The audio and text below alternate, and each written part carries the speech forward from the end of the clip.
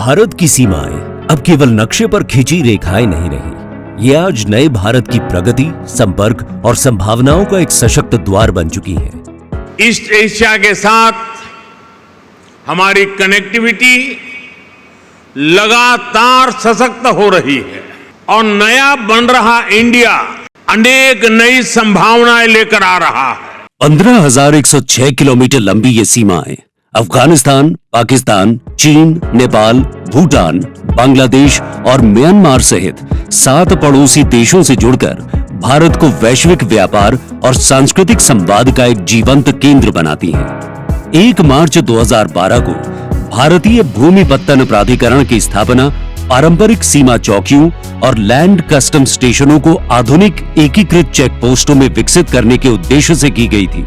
वर्तमान में 15 पत्तन कार्यरत हैं।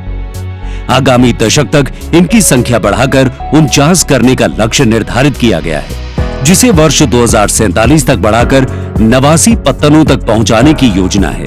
प्रधानमंत्री गति शक्ति राष्ट्रीय मास्टर प्लान के अंतर्गत भूमि पत्तन मल्टी मॉडल कनेक्टिविटी के प्रमुख केंद्र बनते जा रहे हैं, जहां सड़क, रेल, जलमार्ग और लॉजिस्टिक्स नेटवर्क का एकीकृत विकास सुनिश्चित हो रहा है। इससे सीमावर्ती क्षेत्रों में तेज, सुगम और किफायती आवागमन संभव हो पाया है, जो व्यापार और यातायात दोनों के लिए एक नई ऊर्जा का संचार करता है और विकसित भारत 2047 के संकल्प को गति देता है। हमारी 15,000 किलोमीटर लंबी भूमि सीमा और दक्षिण एशिया के सारे देशों के साथ हमारे सांस्कृतिक संबंध, राजद्वारी संबंध और व्यापारी संबंध को आगे बढ़ाने के लिए लैंड पोर्ट अथॉरिटी एक बहुत बड़ी संस्था है, जिसको मोदी जी ने 2016 से एक प्रकार से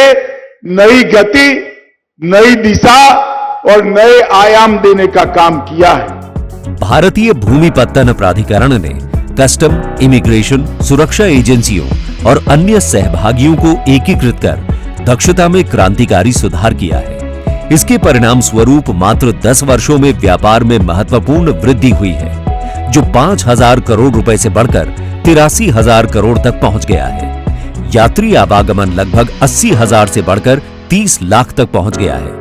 वहीं माल वाहनों की आवाजाही भी 1 लाख से बढ़कर 7 लाख तक हो गई है।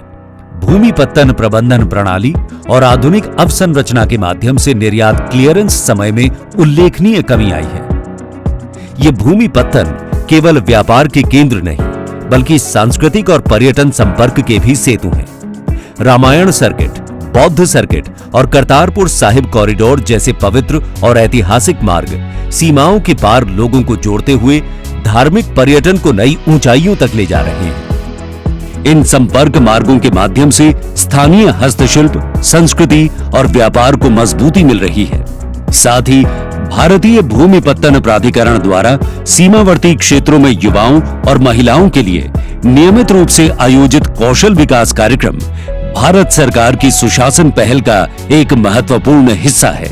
हरित और डिजिटल विकास के साथ भारतीय भूमि पत्तन प्राधिकरण न केवल कुशल सीमा प्रबंधन सुनिश्चित कर रहा है, बल्कि भारत को एक सशक्त, समृद्ध और वैश्विक रूप से जुड़ी अर्थव्यवस्था के रूप में भी स्थापित कर रहा है।